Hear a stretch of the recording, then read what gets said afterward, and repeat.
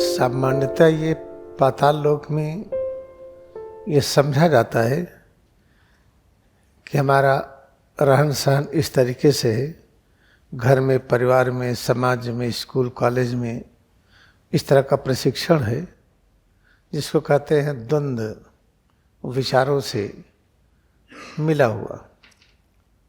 द्वंद्व विचारों के कारण ही, क्योंकि अंदर में द्वंद्व है, इसे जब हम एक परमाणु को देखते हैं तो किस तरह से देखते हैं। जब परमाणु को देखते हैं तो इसमें दिखाई पड़ा दो चीज, एक इसको धनावेश कहते हैं, एक ऋण आवेश कहते हैं। इस तरह से दो दिखाई पड़ा। ये क्यों दिखाई पड़ा दो? क्योंकि अंदर में द्वंद्व के विचार हैं। अच्छी तरह से याद रखिए कि पाताल लोक है, इसमें प्रॉफिट को छोड़कर, पैगंबर अवतार को छोड़कर के बाकी सभी लोग द्वंद्वात्मक विचार रखते हैं। द्वंद्वात्मक विचार क्या है? जन्म है तो मृत्यु होगा, लाभ है तो हानि, धन है तो ऋण, पाप है तो पुण्य। इस विचार को द्वंद्वात्मक विचार कहते हैं।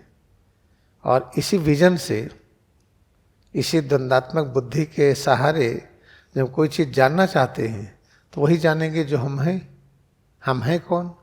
हम जो भी हो, हमारे अंदर दो विचार है, जन्म होगा तो मरेंगे जरूर, लॉस है तो गेन होगा, पाप है तो पुण्य होगा।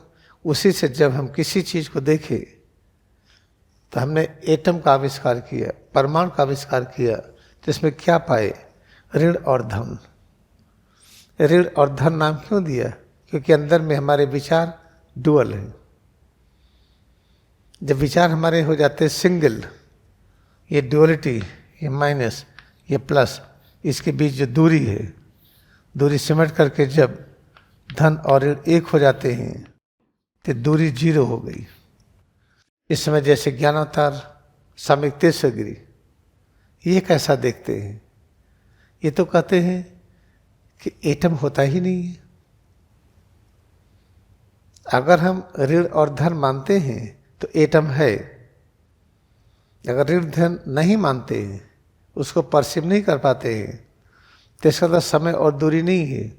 जब समय और दूरी नहीं है तो कोई आकार प्रकार नहीं है, कोई डिवीजन नहीं है।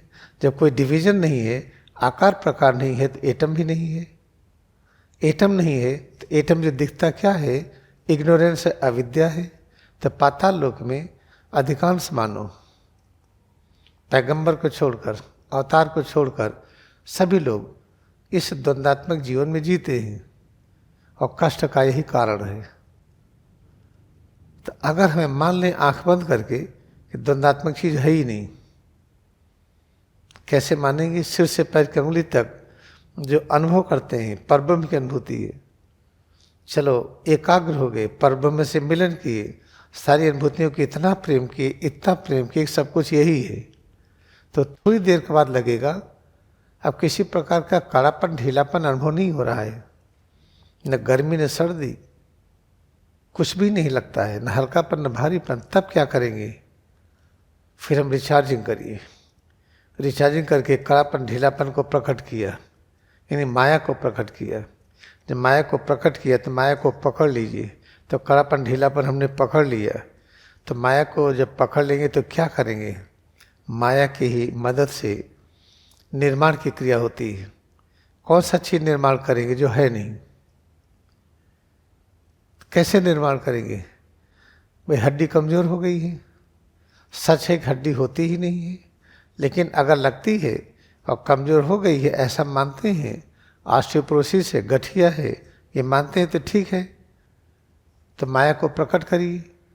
आंख बंद करके हम बैठे हैं, ध्यान कर रहे हैं, कड़ापन, ढीलापन गायब हो गया। न दर्द है, न आराम है, न सुख है, न दुख है। एक ऐसी अवस्था है जिस अवस्था का वर्णन नहीं हो सकता है। तो क्या कहेंगे? समाधि लग गई है। तब क्या करें? क्या संपूर्ण ज्ञान मिल गया? नहीं। क्या पेड़ों को बना सकते हैं? नहीं। जानवर बना सकते हैं? नहीं। मानव बना सकते हैं कि नहीं? तो ठीक है, और आगे बढ़िए। फिर माया को और पकड़िए। कैसे पकड़ेंगे? रिचार्जिंग करिए। फिर आपने रिचार्जिंग किया जितने प्रकार के परिवर्तन हुए उसको स्वीकार किया, कड़ापन ढीला किया, उसको स्वीकार किया, ठीक है। फिर क्या हुआ, माया पकड़ में आ गई, तो ज्ञान होगा हड्डी कैसे बनाई। इसलिए क्रिया योग ध्यान माया को पकड़ने की विद्या है। कहते नहीं कि राधे राधे कहिए कृष्ण चले आएंगे, सीता सीता कहिए राम चले आएंगे, जीसस जीसस कहिए क्राइस्ट चले आएंगे।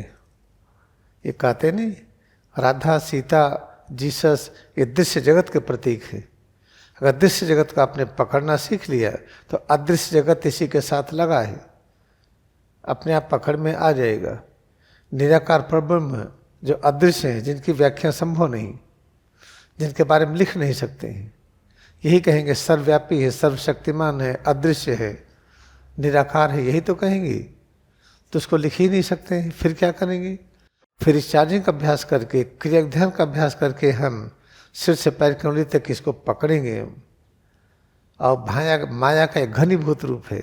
जब पकड़ में आ गया ये, तब ज्ञान हो जाएगा कैसे माया का सृजन करें, माया का निर्माण करें। फिर आप हड्डी बना लीजिए, आंखें बना लीजिए, हार्ट बना लीजिए, लीवर बना लीजिए, फेफड़ा बना लीजिए। ये है क्रिया योग ध्यान। प्राय हम देखते क्या है, अब आपको परिवर्तन अच्छा नहीं लग रहा है, कुछ हो रहा है, तो आप क्या कहते हैं, चलो क्रिया योग कर ले। क्रिया योग नहीं है, जो परिवर्तन अच्छा नहीं लग रहा है उसको अच्छा लगाइए, उसको स्वीकार करिए। सब कुछ यही है, यही ज्ञान है, शक्ति है, शांति है, आनंद है।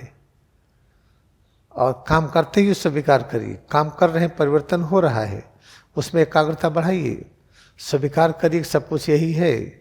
करते करते एक समय आएगा कि परिवर्तन अनुभव ही नहीं होगा। तब बैठकर कि खूब बढ़िया सा अभ्यास करिए, रिचार्जिंग करिए, श्वास दर्शन करिए, दीक्षा वाली क्रिया करिए। फिर पता चला कि सूक्ष्म जगत का परिवर्तन प्रकट हुआ, जो भौतिक जगत के रूप में बना है। फिर उसको भी पकड़िए, उसके साथ रहिए, उसके साथ एक हो जाइए। फिर कारण शरीर का परिवर्तन प्रकट होगा, जिसको भाव जगत कहते हैं, उसको आप पकड़िए। फिर आप भावातीत हो जाते हैं। भावातीत का अर्थ क्या है, अब निराकार परब्रह्म में लीन हो गए आप। फिर आपको ज्ञान हो गया कैसे शरीर बनाए। ये है